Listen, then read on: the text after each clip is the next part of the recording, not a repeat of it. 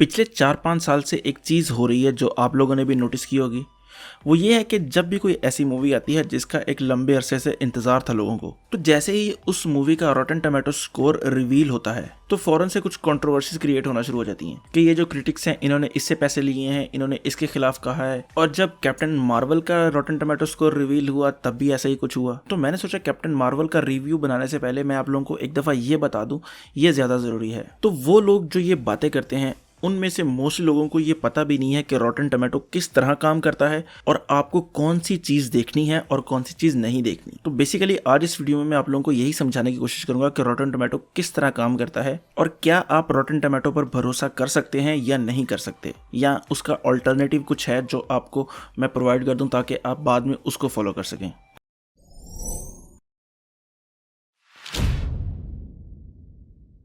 अच्छा, अब रॉटन टोमेटो पर जाने से पहले मैं आप लोगों को थोड़ा सा IMDb का कॉन्सेप्ट समझा देता हूँ कि ये बेसिकली किस तरह काम करती है। IMDb जो है ये एक सिंपल तरीके से काम करती है कि आपको इस पर अकाउंट बनाना है, आपको कोई भी मूवी चूज़ करनी है और आपको यहाँ पर रेट दिस की जो ऑप्शन है ये मिलेगी। आपने इसके ऊपर क्लिक करके आप अपनी मर्ज़ी से जो मर्ज़ी रेटिंग दे सकते हैं। अब मैं एक्वामैन है, इसको मैं 1 रेट भी कर सकता हूँ, एक्वामैन को मैं 10 रेट भी कर सकता हूँ। तो IMDb जो है इसलिए लोग इसको इतना ज़्यादा फॉलो नहीं करते क्योंकि एक जो फ़ैन बॉय है, अब फ़र्ज़ करें कि उसके फेवरेट जो एक्टर है उसके ख़िलाफ़ किसी ने एक बात कर दी, तो वो फ़ैन बॉय क्या करेगा कि जिसने उसके फेवरेट एक्टर के ख़िलाफ़ बात की है उसकी जो दूसरी मूवीज़ हैं उसके ऊपर जाकर वो 1 रेट करना शुरू कर देगा। तो इस तरह आपको एक क्रेडिबल चीज़ नहीं मिलती, जिसकी वजह से IMDb को लोग जो हैं इतना ज़्यादा फॉलो नहीं करते। अच्छा, अब हम आ जाते हैं रॉटन टोमेटोज़ पर। अब रॉटन टोमेटो पर आपको 3 तरह की चीज़ें देखने को मिलेंगी। एक, अगर ये आप देखें तो मैंने एक्वामैन ओपन की है, यहाँ पर आपको एक जो है लाल टमाटर देखने को मिल रहा है। ये लाल टमाटर और है और एक और तरह का लाल टमाटर है वो आपको देखने को मिलेगा, वो भी मैं आपको दिखाता हूँ। यहाँ पर एक देखें, एक ये रॉटन है, मैं इसको ओपन कर लेता हूँ, और एक ये कैप्टन मार्वल है, इसको ओपन कर लेता हूँ। अब जो आई एम नॉट हेयर है, ये मूवी देखी तो नहीं है मैंने, खैर इसमें आपको एक ये रॉटन का सिंबल मिलेगा।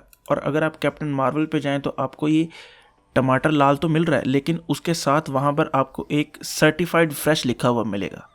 तो यहाँ पर आप 3 चीज़ें हैं, एक ये सिंपल जो है फ्रेश है, एक ये रॉटन है और एक है ये आपके पास सर्टिफाइड फ्रेश। अब ये 3 चीज़ें क्या हैं और ये किस तरह बनती हैं ये भी मैं अभी आपको बताता हूँ। लेकिन उससे भी पहले मैं आप लोगों को रॉटन टोमेटोज़ के बारे में एक इंटरेस्टिंग फैक्ट बताता हूँ। वो ये है कि ये वेबसाइट सिर्फ रिव्यूज़ कलेक्ट करती है और उसके हिसाब से डाटा बनाती है। यानी कि बेसिकली जो इस पर रिव्यूज़ होते हैं वो इसके नहीं, दूसरे जो बड़े रिव्यू करने वाले हैं, बड़ी बड़ी कंपनीज़ के, बड़े अखबारों के, बड़े यूट्यूब चैनल जो हैं वो रिव्यू करते हैं, ये उनके रिव्यू को अपने जो है वेबसाइट पर लगाते हैं। अब अगर हम एक्वामैन की ही बात करें रॉटन टोमेटो पर, तो इसका जो है 65% है। अब अगर आप इसके नीचे देखें तो इस पर रिव्यू जो काउंट है वो है 351।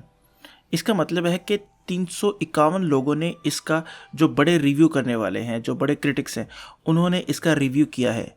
उसमें से कितने, अगर आप मोर इन्फो पर क्लिक करेंगे तो आपको पता लगेगा कि 351 जो रिव्यूज़ हैं उनमें से 229 ने फ्रेश किया है और 122 ने रॉटन कहा है। अब ये रॉटन और फ्रेश क्या है वो आप समझ लें। फ्रेश बेसिकली ये एक चीज़ है कि आप जब एक मूवी का रिव्यू करते हैं तो रॉटन टोमेटोज़ आपसे ये पूछता है कि क्या आप इस मूवी को अपने किसी दोस्त को रिकमेंड करेंगे, तो आप उसका ये आंसर येस या नो में दें। सपोज़ आप कहते हैं येस, तो आपका जो रिव्यू है वो फ्रेश कंसीडर होगा, और अगर आप कहते हैं नो तो आपका जो रिव्यू है वो रॉटन कंसीडर होगा।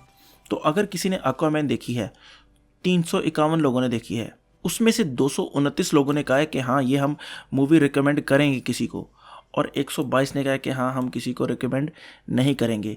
तो वो जिन्होंने कहा है कि हम रिकमेंड करेंगे वो फ्रेश कंसीडर हुआ है, और जिन्होंने कहा है नहीं करेंगे वो रॉटन कंसीडर हुआ है। तो अब सवाल ये है कि ये जो 65% है ये कैसे आया। अब आप कैलकुलेटर निकालें, आपको मैं बताता हूँ। देखें, 229 लोगों ने कितने में से कहा है, 351 में से।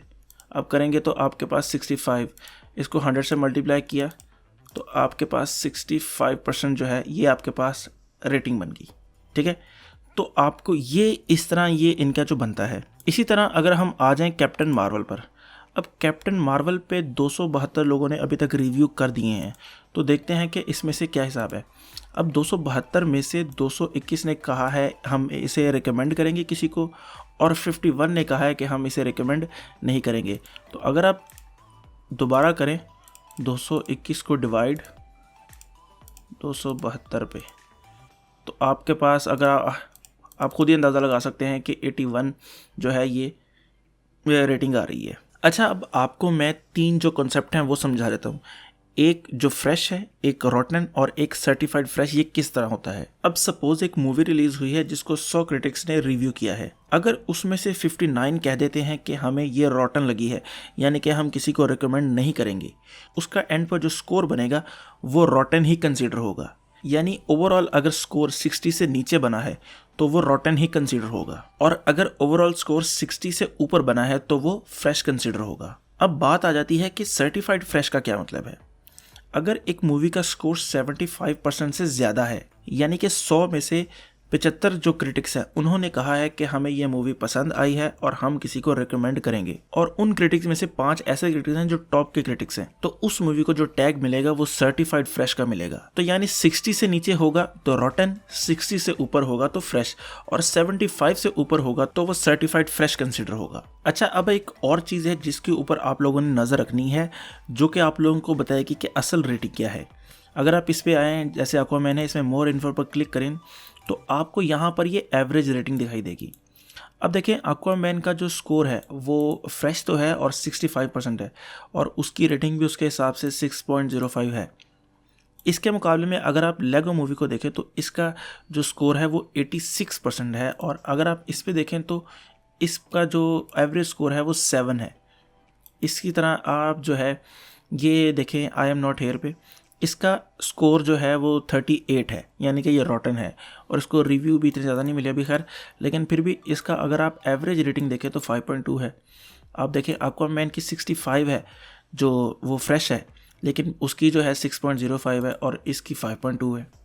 इसी तरह अगर आप कैप्टन मार्वल पे आएंगे ना तो आपको यहाँ पर सर्टिफाइड फ्रेश 81% तो मिलेगा, लेकिन अगर आप इसकी एवरेज रेटिंग देखें तो 6.87 मिलेगी, जो आपको बताएगी कि जो क्रिटिक्स हैं उन्होंने इसको रेट क्या किया है। मैंने आपको फ्रेश का और रॉटन का कॉन्सेप्ट समझा दिया है कि ये सिर्फ बेसिकली वही है कि वो क्या किसी को रिकमेंड करते हैं या नहीं। और इसकी अगर आप ऑडियंस स्कोर देखें तो वो 2.3 है। खैर इसके ऊपर बात नहीं करते, अभी बाद में बात करते हैं। तो जो क्रिटिक्स हैं वो ऑलमोस्ट इसको 6 और 7 के दरमियान ही रख रहे हैं।